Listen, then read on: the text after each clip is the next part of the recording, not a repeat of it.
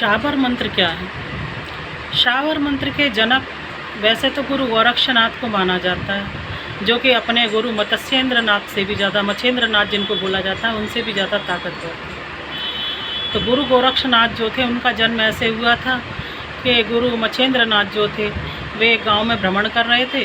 तो एक स्त्री आई, उसने उनको भिक्षा दी और उनके चरण स्पर्श किए। तो उन्होंने आशीर्वाद दिया। स्त्री बोली, बाबा आशीर्वाद क्या दे रहे हो, मेरी कोई संतान नहीं है, तो संतान होने का आशीर्वाद है।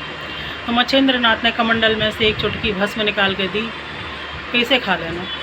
अब बाबा चले गए मच्छेंद्र नाथ। स्त्री को लगा कि पता नहीं ये कैसी भस्म है, उसने नहीं खाई। वहीं गाय का गोबर पड़ा हुआ था पेड़ के नीचे, और वहाँ पर वो भस्म उसने डाल दी। अब 12 साल बाद मच्छेंद्र नाथ लौटे।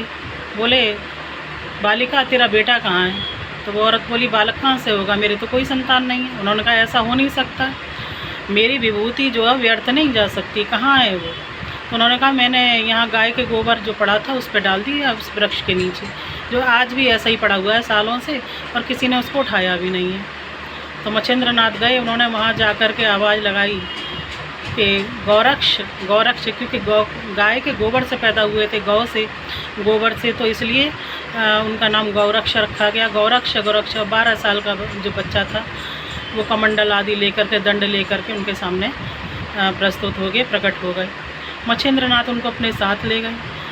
गोरक्षनाथ जन्म जाते ही सभी विद्याओं में निपुण थे, सभी विद्याएं जानते थे। कहते थे भगवान शिव का ही अंशावतार थे गोरक्षनाथ, उन्हीं का अवतार हैं।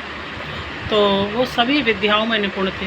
तो उन्होंने शाबर मंत्र का निर्माण किया था। और कहीं पर ये कहा जाता है कि माता पार्वती और भगवान शिव जब पशुपतिनाथ का रूप लिए हुए थे, तो उस समय अर्जुन के पास जब आए थे, पशुपति अस्त्र दिया था, तो ग्रामीणों ने उनकी उपासना पूजा की, आदिवासियों ने। उन्होंने कहा, प्रभु हमें पूजा विधान कुछ नहीं मालूम, हम कैसे करें? तो माता पार्वती ने कहा कि जिस विधि तुम बोल करके, जैसे तुम मंत्रों से हमारी उल्टे सीधे टेढ़े मेढ़े मंत्रों से हमारी पूजा कर रहे हो, ये ही आगे जा कर के शाबर मंत्र कहलाएंगे और हम इनसे प्रसन्न रहेंगे। तो गुरु गोरक्षनाथ ने उनको लिखने का कार्य किया हुआ है। इनमें कुछ मंत्र ऐसे आते हैं जिनमें लिखा होता है फुरो मंत्र ईश्वरो वाचा, तो उन मंत्रों को सिद्ध करने की ज़रूरत नहीं होती है, क्योंकि वो ईश्वर द्वारा बोले गए हैं, सिद्ध किए गए हैं। बाकी मंत्रों को सिद्ध किया जाता है।